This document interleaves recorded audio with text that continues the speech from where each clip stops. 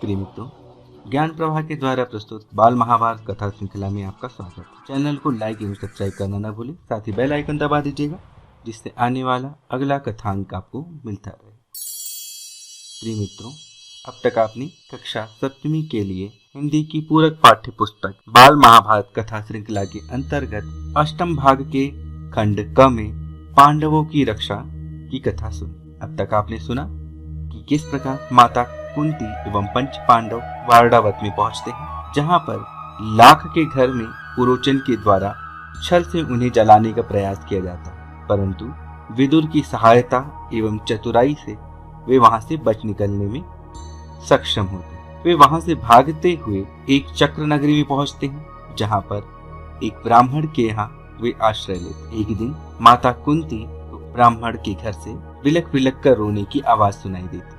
इसके उपरांत की कथा पांडवों की रक्षा भाग 8 खंड क में इस प्रकार। ब्राह्मण बड़े दुखी हृदय से अपनी पत्नी से कह रहा था, कितनी ही बार मैंने तुम्हें समझाया कि इस अंधेर नगरी को छोड़कर कहीं और चले जाएं, पर तुम नहीं मानी। यही हट करती रही कि यह मेरे बाप दादा का गांव है, यहीं रहूंगी। बोलो अब क्या कहती हो? अपनी बेटी की भी बलि कैसे चढ़ा दूं और पुत्र को कैसे काल कवलित होने दूं?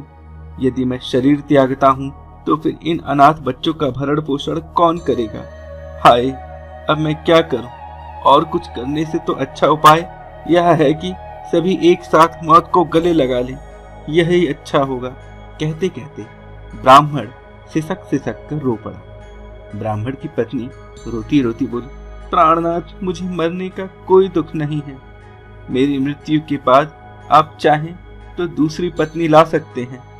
अब मुझे प्रसन्नता पूर्वक आज्ञा दें ताकि मैं राक्षस का भोजन बनूं। पत्नी की ये व्यथा भरी बातें सुनकर ब्राह्मण से न रहा गया। वह बोला, प्रिय, मुझसे बड़ा दुरात्मा और पापी कौन होगा जो तुम्हें राक्षस की बलि चढ़ा दे और खुद जीवित रहे।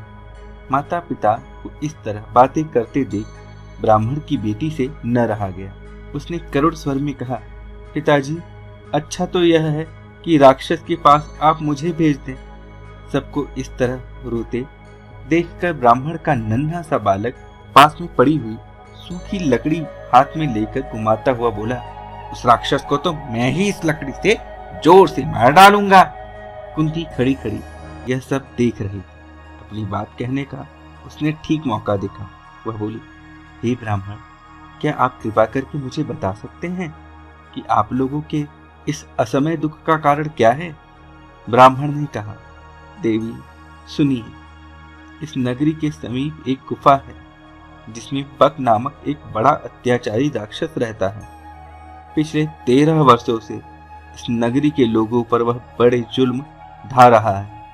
इस देश का राजा, जो वेत्रकीय नाम के महल में रहता है, इतना निकम्मा है कि प्रजा को राक्षस के अत्याचार से बचा नहीं रहा है। इससे घबराकर नगर के लोगों ने मिलकर उससे बड़ी अनुनय विनय की कि कोई न कोई नियम बना ले। बकासुर ने लोगों की यह बात मान ली और तब से समझौते के अनुसार यह नियम बना हुआ है कि लोग बारी बारी से एक एक आदमी और खाने की चीजें हर सप्ताह उसे पहुंचा दिया करते। इस सप्ताह में उस राक्षस के खाने के लिए आदमी और भोजन भेजने की हमारी बारी है। अब तो मैंने यही सोचा है कि सबको साथ लेकर ही राक्षस के पास चला जाऊंगा। आपने पूछा सो आपको बता दिया। इस कष्ट को दूर करना तो आपके बस में भी नहीं है। ब्राह्मण की बात का कोई उत्तर देने से पहले कुंती ने भीमसेन से सलाह की। उसने लौटकर कहा, विप्रवर, आप इस बात की चिंता छोड़ दें। मेरे 5 बेटे, उनमें से एक आज राक्षस के पास भोजन लेकर चला जाएगा। सुनकर ब्राह्मण चौंक पड़ा और बोला, आप भी कैसी बात कहती हैं? आप हमारी अतिथि हैं, हमारे घर में आश्रय लिए हुए हैं। आपके बेटे को मौत के मुंह में मैं भेजूं? यह कहाँ का न्याय है? मुझसे यह नहीं हो सकता। कुंती को डर था कि यदि यह बात फैल गई तो दुर्योधन और उनके साथियों को पता लग जाएगा कि पांडव एक चक्रा नगरी में छिपे हुए। इसलिए उसने ब्राह्मण से इस बात को गुप्त रखने का आग्रह किया था।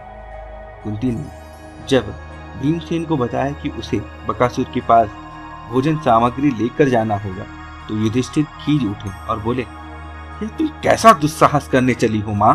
युधिष्ठिर की इन कड़ी बातों का उत्तर देते हुए कुंती बोली, बेटा युधिष्ठिर, इस ब्राह्मण के घर हमने कई दिन आराम से बिताए।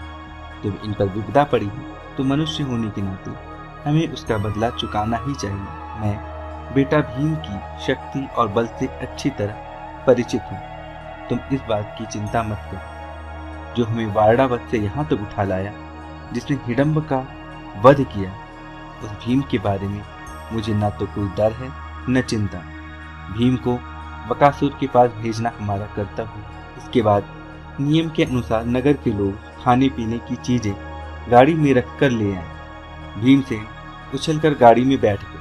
शहर के लोग भी बाजे बजाते हुए कुछ दूर तक उसके पीछे पीछे चले। एक निश्चित स्थान पर लोग रुक गए और अकेला भीम गाड़ी दौड़ाता हुआ आगे गया। उधर राक्षस मारे भूख के तड़प रहा था। जब बहुत देर हो गई तो बड़े क्रोध के साथ वह गुफा के बाहर आया। देखता क्या है कि एक मोटा सा मनुष्य बड़े आराम से बैठा हुआ भोजन कर रहा। यह देखकर बकासुर की आंखें क्रोध से एकदम लाल हो उठी। इतने में भीमसेन की भी निगाह उस पर पड़ी। उसने हंसते हुए उसका नाम लेकर पुकारा। भीमसेन की यह ढिठाई देखकर राक्षस गुस्से में भर गया और तेजी से भीमसेन पर झपटा। भीमसेन ने बकासुर को अपनी ओर आते देखा तो उसने उसकी तरफ पीठ फेरी और कुछ भी परवाह न करके खाने में ही लगा रहा। खाली हाथों काम न बनते देखकर राक्षस ने एक बड़ा सा पेड़ जड़ से उखाड़ लिया और उसे भीमसेन पर दे मारा, परंतु भीमसेन ने बाएं हाथ पर उसे रोक लिया। दोनों में भयानक मुठभेड़ हो गई। भीमसेन ने बकासुर को ठोकरें मारकर गिरा दिया और कहा, दुष्ट राक्षस, जरा विश्राम तो करने दे। थोड़ी देर सुस्ताकर भीम ने फिर कहा, अच्छा अब उठो। बकासुर उठकर भीम के साथ लड़ने लगा। भीमसेन ने उसको ठोकरे लगाकर फिर गिरा दिया।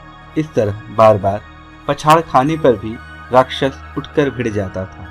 आखिर भीम ने उसे मुंह के बल गिरा दिया और उसकी पीठ पर घुटनों की मार देकर उसकी रीढ़ तोड़ डाली। राक्षस पीड़ा के मारे चीख उठा और उसके प्राण पखेरु उड़ गए। भीमसेन उसकी लाश को घसीट लाया और उसे नगर के फाटक पर जाकर पटक दिया। फिर उसने घर आकर माँ को सारा हाल बताया। बाल महाभारत कथा श्रृंखला भाग 8 पांडवों की रक्षा खंड का समाप्त हुआ। इस कथा श्रृंखला के भाग 9 में हम द्रौपदी का स्वयंवर कथांक के साथ मिलेंगे। तब तक के लिए नमस्कार, धन्यवाद।